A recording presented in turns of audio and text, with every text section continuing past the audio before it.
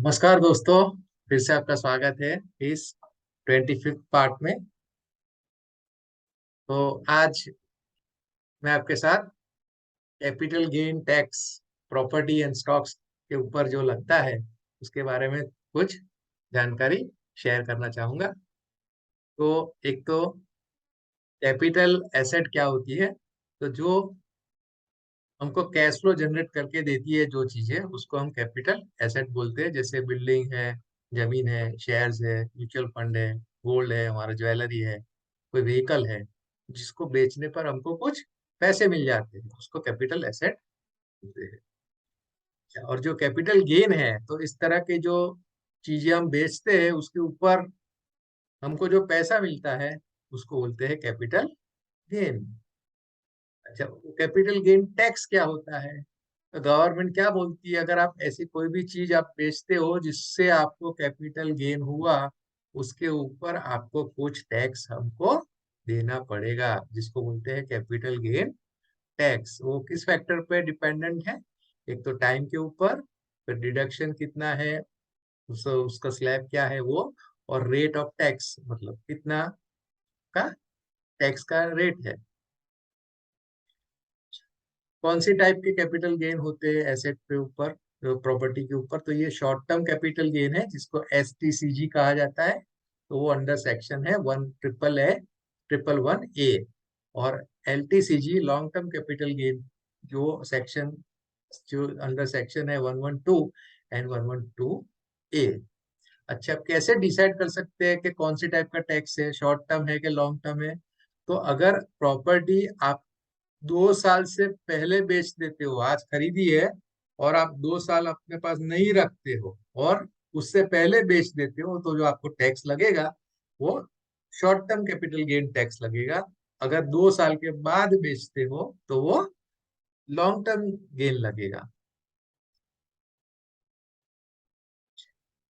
अभी रेट क्या है उसका? तो अगर शॉर्ट टर्म कैपिटल गेन होता है आपको, उसमें जो आपका नॉर्मल स्लैब रेट में, आप जो स्लैब रेट में आते हो वही लगेगा आपको। मतलब आप 10% में आते हो तो आपको टैक्स लगेगा 10%। आप 30% के स्लैब में आते हो तो आपको लगेगा 30%। और ये लॉन्ग टर्म कैपिटल गेन में फिक्स्ड है 20%। इसमें आपको एग्जम्पशन का, इंडेक्सेशन का बेनिफिट भी मिलता है। तो आप अगर टैक्स से बचना चाहते हो तो कभी भी प्रॉपर्टी खरीदो तो उसको 2 साल कम से कम अपने पास रखना जरूरी है, क्योंकि शॉर्ट टर्म टैक्स बहुत ज्यादा होता है compare to long term gain tax. उसमें आपको बेनिफिट्स भी मिलते हैं, उसमें कोई शॉर्ट टर्म में बेनिफिट्स नहीं होते हैं। अच्छा, अभी कौन सी प्रॉपर्टी ऐसी है जिसमें कैपिटल गेन नहीं लगता है? तो वो गांव की एग्रीकल्चर लैंड है, रूरल एरिया की एग्रीकल्चर लैंड है। तो वो उसके ऊपर अगर वो आप बेचते हो तो उसको आपको टैक्स नहीं लगता। अच्छा, अभी ये क्वेश्चन क्या आएगा कि हमको पता कैसे चलेगा कि ये एग्रीकल्चर लैंड है कि नहीं है? तो उसके क्राइटेरिया डिसाइड किए गए हैं। तो यहाँ पे ये देखो, पॉपुलेशन है गांव का 1 लाख से कम पॉपुलेशन, और उसकी नगर पालिका से उसका डिस्टेंस 2 किलोमीटर या उससे ज्यादा होना चाहिए। अगर पॉपुलेशन 10 लाख तक है तो वो डिस्टेंस 6 किलोमीटर से ज्यादा होना चाहिए। और अगर 10 लाख से ज्यादा पॉपुलेशन है गांव का या टाउन का, तो वो आपकी म्यूनिसिपैलिटी से या नगर पालिका से 8 किलोमीटर की दूरी पर होना चाहिए। और ये डिस्टेंस कैसे मेजर किया जाता है? एरियली, मतलब ऊपर से। तो इस तरह से ये, अगर इस तरह ये रेंज में अगर आता है, कोई भी प्रॉपर्टी ये रेंज में आती है, तो वो एग्रीकल्चरल लैंड गिनी जाती है। और उसके ऊपर आपको लेने या बेचने पर टैक्स नहीं लगता है। और उसके ऊपर जब हमको कंस्ट्रक्शन वगैरह कुछ करवाना होता है तो वो लैंड जो है उसको टर्म, शॉर्ट टर्म है जिसको हम NA बोलते हैं, मतलब एग्रीकल्चर लैंड को कन्वर्ट करते हैं नॉन एग्रीकल्चर लैंड में। उसका एक प्रोसीजर होता है जो करने के बाद ही हम उसके ऊपर कुछ कंस्ट्रक्शन वर्क कर सकते हैं। अच्छा, अभी एक दूसरा नया टर्म है जिसको बोलते हैं cost of inflation index, CII। तो ये क्या होता है? तो ये जैसे जैसे चीजों का दाम बढ़ रहा है उसके हिसाब से, इन्फ्लेशन की वजह से, तो हमारा जो पैसा लगाया हुआ है कुछ साल पहले का, उसके ऊपर भी थोड़ा पैसा बढ़ता है उसमें। मतलब आज आपने 10 साल पहले कोई चीज 100 रुपए में खरीदी है, तो आज वो चीज नहीं खरीदते तो आपके पास 100 रुपए की जगह पे कितने पैसे होते हैं, वो उसका हिसाब आपको मिल जाता है ये इंडेक्स से। कुछ इस तरह से है। तो ये कौन डिसाइड करता है, कौन देता है हमको? Central board of direct taxes department, CBDT। Every year, हर साल वो बताते हैं। और ये एप्लीकेबल किसके ऊपर होता है? लॉन्ग टर्म गेन पे। शॉर्ट टर्म पे ये एप्लीकेबल नहीं होता है।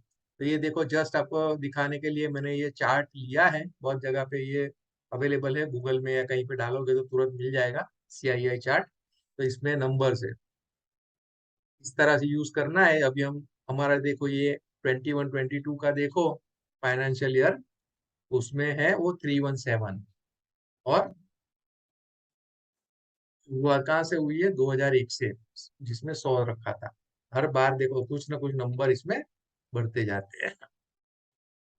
अच्छा, अभी देखो, ये कैलकुलेशन ऐसे बोलने में बहुत आसान है टैक्स। तो यहाँ पे मैंने क्या किया है कि आपको किस तरह से वो टैक्स कैलकुलेट होता है, वो मैंने एक एक एग्जांपल दोनों का लेके समझाने की कोशिश की है। तो जैसे ये एक बंदा है, वो अपनी प्रॉपर्टी 16 लाख रुपए में बेच देता है 2 साल से पहले। मतलब उसको कौन सा टैक्स लगेगा? शॉर्ट टर्म टैक्स लगेगा, क्योंकि उसने प्रॉपर्टी 2 साल तक अपने पास नहीं रखी है। और उसने खरीद ली कितने में? 10 लाख में। अच्छा, उसमें उसने 0.5% ब्रोकरेज भी दिया था, और 1 लाख रुपया उसका रिनोवेशन का खर्चा भी किया था। तो उसको कितना टैक्स भरना पड़ेगा? तो उसमें कैसे गिनते हैं कि बेचा उसने 16 लाख में, और 2 साल से कम टाइम पे रखा, तो उसको शॉर्ट टर्म टैक्स लगेगा, short term capital gain tax लगेगा। उसमें उसका ब्रोकरेज का खर्चा डिडक्ट हो जाता है, जो रिनोवेशन का खर्चा किया वो भी डिडक्ट हो जाता है। तो नेट अमाउंट बचता है 14,92,000, 14,92,000।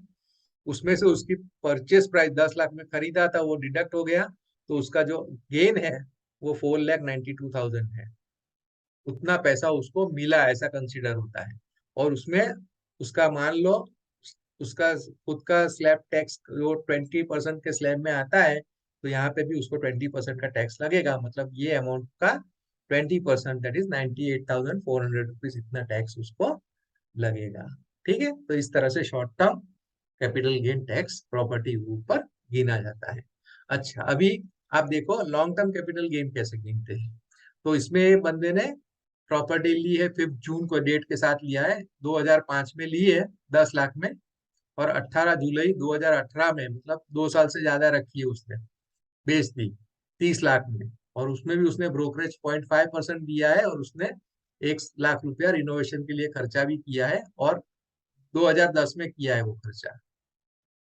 तो इसके अंदर हमारा जो CII का चार्ट था वो आएगा। तो जैसे ये 2 साल से ज्यादा रखी है, तो उसको लगेगा लॉन्ग टर्म कैपिटल गेस, वो फिक्स होता है 20% के हिसाब से।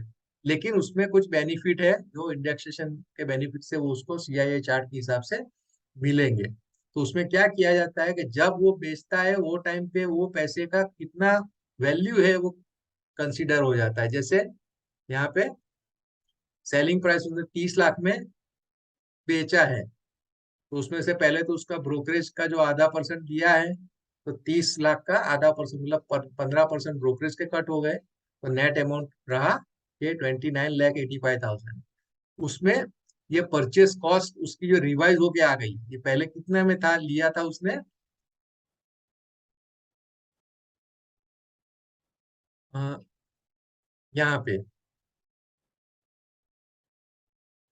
10 लाख में लिया था।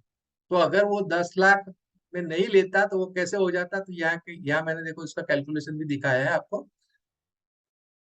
1819 as per CII chart, purchase price क्या हो गया? 10 लाख का। ये 10 लाख यहाँ लगाया है, तो उसमें CII लेना है आपको 1819 का डिवाइडेड बाय CII 56 का। तो 56 में क्या था? 117 था, और 1819 में कितना हो गया? 280। तो अगर वो 10 लाख रुपए का जमीन, वो जगह नहीं खरीदता, वो प्रॉपर्टी नहीं खरीदता, तो आज उसके पास 23 लाख रुपए, करीबन 24 लाख रुपए उसके पास होते। तो वो अमाउंट आ जाएगा। यहाँ आप 10 लाख नहीं रखोगे सीधा।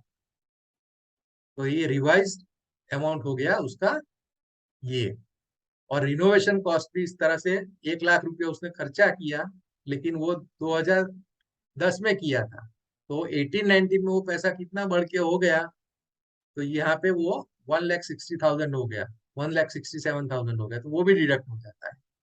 तो यहाँ पे उसने भले 30 लाख में लिया था, लेकिन ये नए प्राइस के हिसाब से ये रिवाइज सीआईए का चार्ट लगाने के बाद ये उसका गेन हुआ ओनली 4,24,000। टैक्स कितना भरना पड़ा उसको? 84,000 खाली। यहाँ पे आप पुराने एग्जाम्पल में देखो, अमाउंट 16 लाख का है, इससे आधा 98,000 है, और यहाँ पे 84,000, उससे भी आया, डबल अमाउंट है, फिर भी उससे कम आया टैक्स। तो अभी एग्जाम्पशन उसमें क्या क्या है प्रॉपर्टी के ऊपर, तो आपको अगर वो टैक्स से बचना है, अगर कोई प्रॉपर्टी खरीद बेचते हो तो आपको टैक्स लगेगा, जो पैसे आएंगे, तो उसमें एग्जाम्पशन है। तो एक तो शॉर्ट टर्म कैपिटल गेन जो है उसका अब 2.5 लाख तक है, तो आपको एग्जेम्प्टेड है। इसी तरह अगर सीनियर सिटीजन है तो उसके लिए 3 लाख रुपए है। फिर सुपर सिटीजन के लिए, सुपर सीनियर सिटीजन के लिए 5 लाख रुपया है। और कोई भी आप लॉसेस है, शॉर्ट टर्म या लॉन्ग टर्म के आपके लॉसेस है, उसके साथ में आप सेट ऑफ कर सकते हो, मतलब एडजस्ट कर सकते हो। अच्छा, लॉन्ग टर्म में क्या है कैपिटल गेन? तो exempted up to 2.5 lakhs, 2.5 lakh तक को आपको एग्जम्पशन है, 2.5 लाख तक का नहीं गिना जाता है। पर सीनियर सिटीजन 3 लाख है, सुपर सीनियर सिटीजन के लिए 5 लाख का है। और सेट ऑफ किसके साथ हो सकता है? खाली लॉन्ग टर्म के साथ, यहाँ आपका शॉर्ट टर्म के साथ वो सेट ऑफ आप नहीं कर सकते, मतलब एडजस्ट शॉर्ट टर्म के साथ नहीं कर सकते हो। ये दो डिफरेंस है। अच्छा, अभी उसमें बचना कैसे है? तो जैसे एक सेक्शन दिया है, सेक्शन 54, तो इसमें आपको क्या करना है, ये सेक्शन के अंडर में आपको बेनिफिट लेना है वो टैक्स का। तो आपको, आपने जो बेचा हुआ है वो रेसिडेंशियल हाउस ही होना चाहिए, प्लॉट बेचा है तो नहीं गिना जाएगा। और ये बेनिफिट आप लाइफ में, एक बंदा एक ही बार ले सकता है, उसको दूसरी बार ये चांस नहीं मिलेगा। उसको प्रॉपर्टी 2 साल अपने पास रखनी पड़ेगी तो ही आएगा लॉन्ग टर्म में। और उसको जैसे वो बेचता है वो पुराना मकान, मकान ही बेचना बेचना पड़ेगा उसको। अगर मकान बेचता है तो ही ये सेक्शन के अंदर आएगा, प्लॉट बेचेगा तो नहीं आएगा। या कोई कॉमर्शियल उसका एरिया है वो बेचेगा तो नहीं आएगा। रेसिडेंशियल हाउस उसने बेचा है, हम सबके केस में ये होता है, ज्यादातर घर चेंज करते हैं तो पुराना वाला बेच के नया लेते हैं। तो अगर हम उसको, सामने क्या करना पड़ेगा, एक रेसिडेंशियल हाउस खरीदना पड़ेगा, उसमें भी प्लॉट खरीदेगा तो नहीं चलेगा। और कब खरीदना है? तो ये नया जो मकान है पुराना, वो 1 साल पहले या 2 साल के बाद, मतलब आज आप जो मकान, जो प्रॉपर्टी बेच रहे हो, वो डेट से 1 साल पहले आपने कुछ नया खरीदा है तो भी चलेगा, या बेचने के बाद 2 साल तक अगर आप कुछ खरीद लेते हो तो चलेगा। और अगर उसके ऊपर कंस्ट्रक्शन करते हो, रिनोवेशन मतलब, मकान तो प्लॉट तो ले ही नहीं सकते, तो उसके अंदर अगर आपने पुराना कुछ मकान लिया है और उस पर रिनोवेशन करवाते हो तो वो 3 साल तक वो परमिटेड है, तो आपको 3 साल तक ये वैलिड है। 3 साल में आपको मकान कंप्लीट कर देना पड़ेगा कंस्ट्रक्ट करके। और ये उसका जो मैक्सिमम अमाउंट है वो 2 करोड़ रुपए है, 2 करोड़ से ऊपर आप नहीं जा सकते। और ये जो पैसा आपने जब मकान बेचा, आपकी प्रॉपर्टी बेची है, उसका जो पैसा आया वो आपको कैपिटल गेन जो होता है आपका, वो एक स्कीम में डालना पड़ेगा। ये एक अकाउंट है इस टाइप का, कैपिटल गेन अकाउंट स्कीम। इस टाइप का बैंक में ये नाम से अकाउंट होता है, जैसे सेविंग का अकाउंट होता है ना, क्रेडिट अकाउंट होता है, इस तरह से ये कैपिटल गेन अकाउंट होता है। इसको CGS बोलते हैं। ये स्कीम के अंडर में एक आपको अकाउंट खुलवाना पड़ेगा, और ये पैसे आपको वही अकाउंट में डालने पड़ेंगे। अगर आपने सेविंग बैंक में पैसे डाल दिए तो वो बेनिफिट आपको नहीं मिलेगा।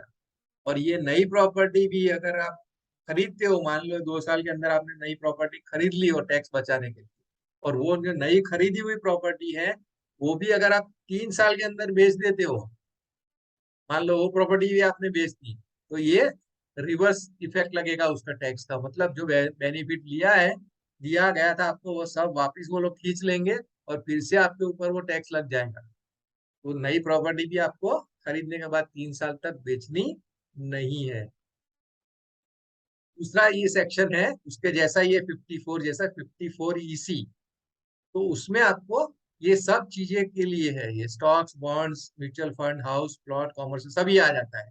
उसमें आपका होल्डिंग पीरियड 3 साल का होना चाहिए, और आपको जो नया इन्वेस्टमेंट करते हो वो आपको गवर्नमेंट बॉन्ड में करना पड़ेगा। मतलब जैसे नेशनल हाईवे के NHAI या REC के बॉन्ड्स होते हैं गवर्नमेंट, जो 5 साल का ड्यूरेशन होता है, जिसमें लॉक इन पीरियड होता है 5 साल का, उससे पहले आप पैसे नहीं निकाल सकते। उसमें आपको इन्वेस्ट कर देना पड़ेगा। और कब तक? आप जो प्रॉपर्टी बेचते हो उसका 6 महीने के अंदर उसमें मैक्सिमम अमाउंट है 50 लाख रुपया, और कैपिटल गेन अमाउंट जो है वो ही इन्वेस्ट करना है, पूरा का पूरा पैसा नहीं डालना है। और आपको यहाँ पे कोई ऐसा स्पेशल अकाउंट नहीं चाहिए, आप ये सेविंग अकाउंट में भी पैसे डाल सकते हो। तो ये अगर आपको बेनिफिट 54 EC का लेना है, लेकिन उसका लिमिट है खाली 50 लाख रुपया। अच्छा, और एक सेक्शन होता है जिसको बोलते हैं 54F का सेक्शन। तो उसमें ये किसके लिए है? हाउस प्रॉपर्टी को छोड़ के बाकी सब चीजों के लिए ये है section, other assets than house property. तो आपके पास इसमें क्राइटेरिया क्या है? आपके पास एक से ज्यादा घर नहीं होने चाहिए आपके नाम। फिर आपको रेसिडेंशियल प्रॉपर्टी ही खरीदनी है, प्लॉट नहीं खरीद सकते। ये पहले वाले जैसा ही है, 54 जैसे ही है, एक साल से पहले या 2 साल के बाद आपको खरीद लेनी है। कंस्ट्रक्शन पीरियड है तो परमिटेड 3 साल का है। ये आपको फिर कैपिटल गेन अकाउंट स्कीम में ही पैसे डालने पड़ेंगे, और ये entire amount is required to be use. यहाँ आपका जितना भी पैसा वो प्रॉपर्टी बेच के आया है वो पूरा का पूरा पैसा यहाँ इसमें जमा करना पड़ेगा। आप खाली कैपिटल गेन अमाउंट यहाँ डिपॉजिट करोगे तो नहीं चलेगा। और अगर ये प्रॉपर्टी 3 साल के अंदर बेच देते हो तो वो रिवर्स इफेक्ट आएगा, और फिर से टैक्स बेनिफिट वो लोग वापिस खींच लेंगे जो आपको बेनिफिट दिया है, और फिर से आपको टैक्स लेटर स्टेट पे लग जाएगा। तो ये चीज हो सकती है, तो ये आपको ध्यान रखना है कि ये नहीं करना है। फिर टैक्स, शेयर्स और म्यूचुअल फंड स्टॉक्स की बात करते हैं तो उसका ड्यूरेशन क्या होता है? अगर उसके ऊपर आपको टैक्स लेना है, भरना है, तो कैसे होता है? तो ट्रेडिंग लोग ज्यादातर ग्रुप में करते ही होंगे, तो उनके लिए शॉर्ट टर्म जो गेन है वो 1 साल तक आपको रखना पड़ता है। 1 साल से अंदर आप लेके बेच देते हो तो उसके ऊपर आपको short term capital gain tax लगेगा। और अगर 1 साल से ज्यादा रखते हो, जो प्रॉपर्टी में 2 साल का है, यहाँ पे सिर्फ 1 साल का है।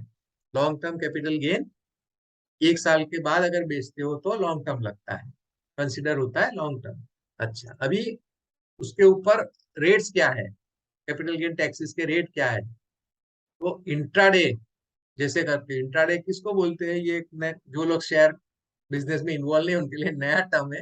तो इंट्राडे इन कैश सेगमेंट का मतलब आप शेयर्स एक ही दिन में खरीदते हो या बेचते हो, या खरीदते हो, पूरा सब एक ही दिन में हो जाता है। तो रोज कई लोग ऐसे कंप्यूटर पे बैठ के ट्रेडिंग करते रहते हैं, ले बेच का काम करते हैं, इसको बोलते हैं इंट्राडे। तो उसके ऊपर आपका जो स्लैब रेट है वही रेट पे लगेगा, इंट्राडे में से आपको जो भी प्रॉफिट होता है उसको। फिर अगर शॉर्ट टर्म है तो इंट्राडे ट्रेडिंग को छोड़ के बाकी सब शॉर्ट टर्म गेन, मतलब एक दिन आपने रख लिया वो, तो आपका शॉर्ट टर्म हो गया, और उस पे आपको लगेगा टैक्स 15%। और अगर लॉन्ग टर्म है, 1 साल से ज्यादा रखते हो, तो 1 लाख 10% ही टैक्स है, और एग्जम्पशन है पहले 1 लाख रुपए, मतलब 1 लाख रुपए तक का कोई फायदा होता है तो कोई टैक्स नहीं है। उसके बाद जितना पैसा है उसके ऊपर 10%, तो 1 लाख तक फ्री है, कोई टैक्स नहीं लगता। अच्छा, अभी वो कैसे कैलकुलेट होता है कैपिटल गेन टैक्स? तो देखो ये भी सिंपल है। यहाँ पे एक एग्जांपल लिया है जिसमें 4 केस है, अलग अलग लिए हैं, ताकि आपको हर साइड से कोई डाउट नहीं रहे, इसलिए मैंने 4 टाइप के एग्जांपल एक ही में ले लिए। तो ये पहला केस क्या है? जिसके अंदर उसका शॉर्ट टर्म 2 लाख का है, लॉन्ग टर्म उसका कुछ नहीं है, और अदर इनकम 2 लाख का है।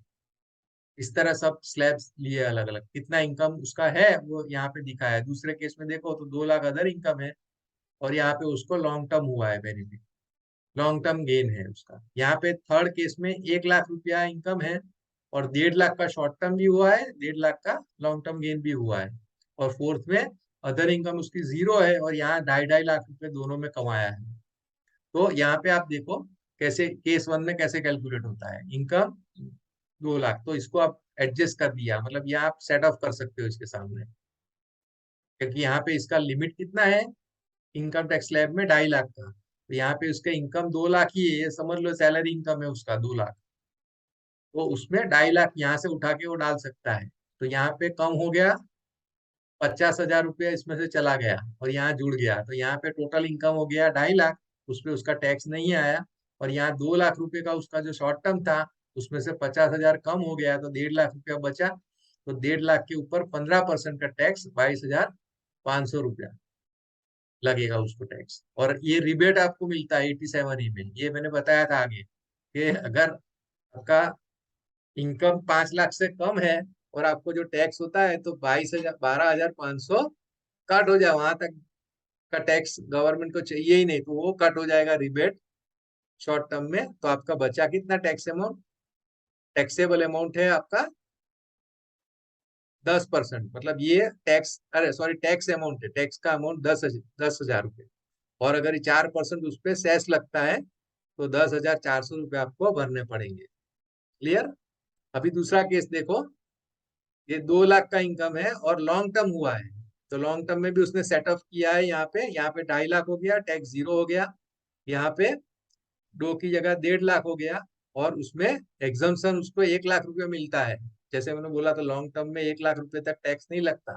तो यहाँ पे उसका टैक्सेबल अमाउंट कितना हो गया, 50,000 खाली, 0.5 लैक्स।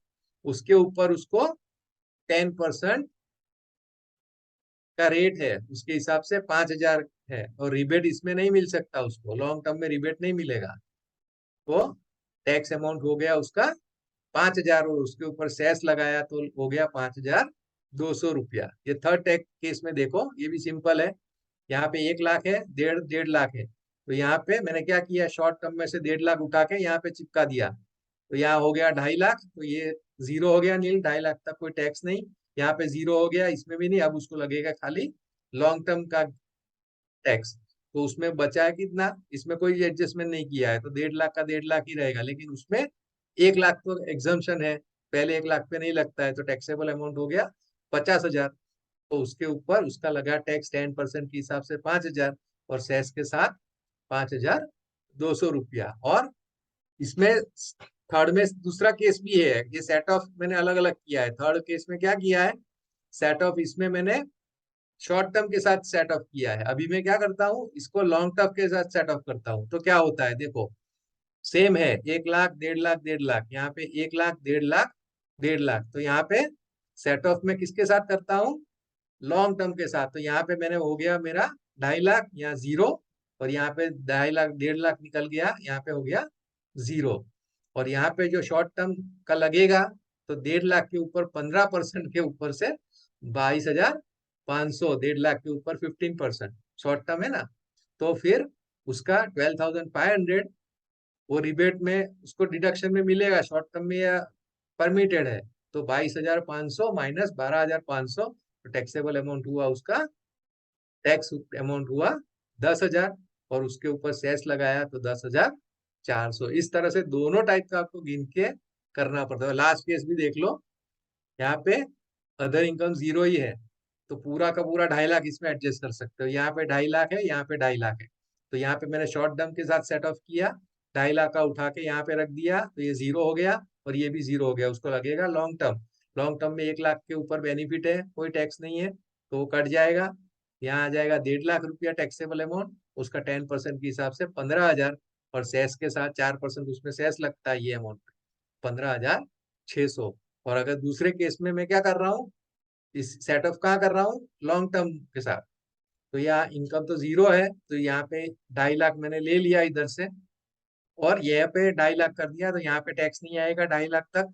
और ये लॉन्ग टर्म में भी 0 हो गया। अब शॉर्ट टर्म में टैक्स देखो कितना आता है। तो यहाँ 2.5 लाख टैक्सेबल अमाउंट है और उसका 15%, तो 37,500। और उसमें उसको रिबेट मिलेगा 12,500। शॉर्ट टर्म है तो मिलेगा, लॉन्ग टर्म में नहीं मिलता। तो नेक्स्ट टैक्सेबल अमाउंट कितना हो गया उसका?